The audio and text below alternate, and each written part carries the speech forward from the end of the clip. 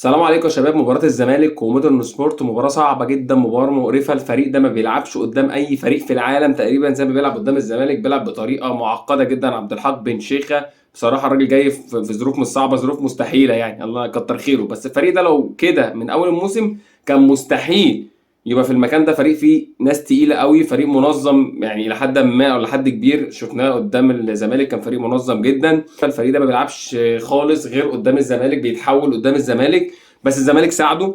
الزمالك بدأ بتشكيله 4-3-3 او 4-2-3-1، مع انه كان بيلعب الماتشات اللي فاتت كلها 3-4-3 او 3-5-2. كان بيلعب بثلاثه ورا، والثلاثه ورا دي بصراحه بتلحقنا يعني.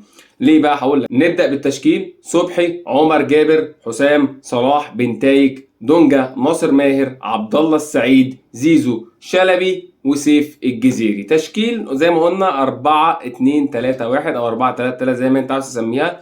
مباراة في الشوط الأول كانت مباراة مملة شوية بصراحة، ما فيهاش حماسية، وبس الجون اللي جابه دونجا وكل سنة وأنت طيب. الدنيا في البلح خالص. بدأنا الشوط الثاني، طلع صلاح ونزل الونش. بصراحة صلاح فارق جدا في الدفاع وباين جدا في الشوط الأول، كان فيه صلابة دفاعية شوية لما الونش نزل. وده ما يعيبش الونش في حاجة يعني، البني آدم بيبقى ساعات بيبقى في التوب فورم، ساعات بينزل شوية، الدنيا يعني إيه، طالع ونازل، الدنيا بتبقى ثابتة في كل حاجة يعني.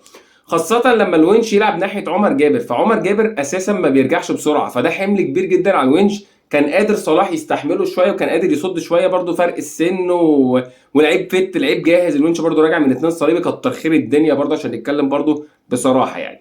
دفاعيا ما كنتش احسن حاجه، كان في خلخله ورا شويه. نخش بقى التغييرات. التغييرات بتاعتك اثرت عليك في الملعب، خليتك كويس خليتك وحش. النهارده يا جماعه كان في 3 باك شمال بيلعبوا في الملعب، 3 باك شمال: محمد حمدي، فتوح، بنتايج. 3 باك شمال، دي حاجه غريبه او حاجه مش موجوده اصلا خالص. نخش الاول ايه على التبديلات، شوف بدل مين وغير. قلنا اول تغييره كانت صلاح والونش، وكانت تغييره مؤثره جدا على الدفاع. دفاعنا بصراحه كانت الدنيا مريحه شويه، زي ما قلنا الونش مش فت مش جاهز يعني. التغييره اللي بعدها على طول راح جاي ساحب دونجا ومنزل فتوح. فتوح اصلا باك شمال، فممكن تلعبه اوف يمين، مش ممكن تلعبه 8. فتوح كان بيلعب في الماتش ده 8. محمد حمدي نزل مكان ناصر ماهر، محمد حمدي بقى باك شمال، وفتوح زي ما قلنا بقى في نص الملعب. والونش مكان صلاح، دي قلناها خلاص تمام. التغييرات بقى، التغييرات: محمد حمدي ما افادكش قوي في ناحيه الشمال، وفتوح هي الباص اللي عمله لزيزو واللي عمله شيكابالا وجاب منه الجول. التغييره اللي بعدها نزول شيكابالا ونزول حسام اشرف. شيكابالا عاوزين نتكلم عليه كده شويه. شيكابالا لعيب اسطوره، وهيفضل اسطوره غصب عن اي حد. تمام، احنا كنا بنحبه كزملكاويه، بس انا عندي مشكله صغيره قد كده.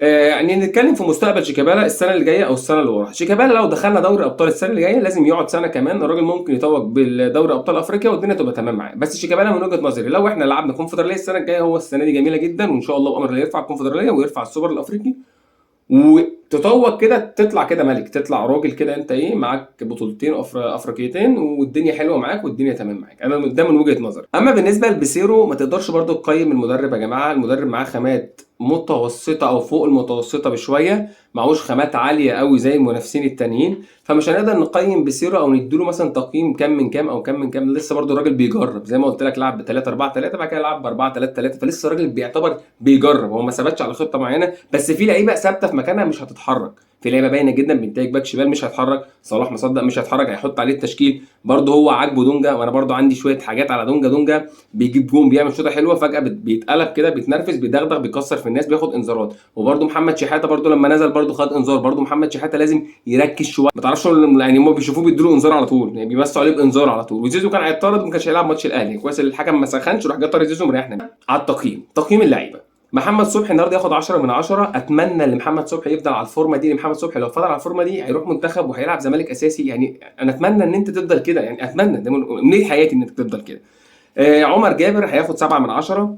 حسام عبد المجيد 9 من 10. صلاح مصدق الشوط اللي لعبه بس ياخد عليه 8 من 10. اللعيب ده بسم الله ما شاء الله ربنا يحفظه يا رب. بنتايج 9، فرد الله اكبر عليها، ربنا يحميها من الاهلي بس يعني، اهم حاجه ربنا يحميها من الاهلي بس. دونجا 6، هو جاب جون اي نعم، بس انا مش شايف اداؤه في الملعب اداء مؤثر خالص. ناصر برده لسه راجع 6. زيزو 6 وعليه 40 علامه استفهام. زيزو مش عارف ماله الفتره دي، اداؤه مش كويس خالص خالص يعني. زيزو كان المفروض هو بيعزل نفسه عن بره الملعب وبيبقى اداؤه بيبقى كويس على التجديد ومش التجديد والكلام ده. فزيزو بصراحه واضح جدا لو متاثر بالفتره اللي بيعيشها في الزمالك الفتره دي، اللي هو التجديد مش تجديد، همشي مش همشي. فزيزو بصراحه اداؤه نزل كتير يعني. سيف الجزيري 5 من 10.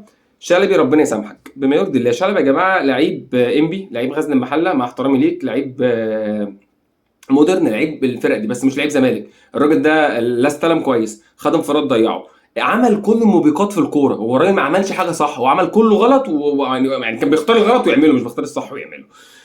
نخش بقى على اهم صفقه عندنا يا جماعه، دي الصفقه الاهم في تاريخ نادي الزمالك في اخر 10 سنين.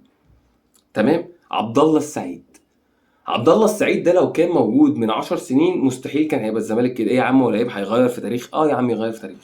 ما بيتكلمش، ساكت، جدد ما جددش، خد فلوس ما خدش فلوس، اداؤه ثابت، بسم الله ما شاء الله ربنا يحفظه، 40 سنه طالع بتشوف يعني. ما طلعهوش، هو مش هيسحبه، انا مش انت هتلعب معانا، انت هتكمل معانا، انت معانا مدى الحياه، الله اكبر ربنا يحفظه.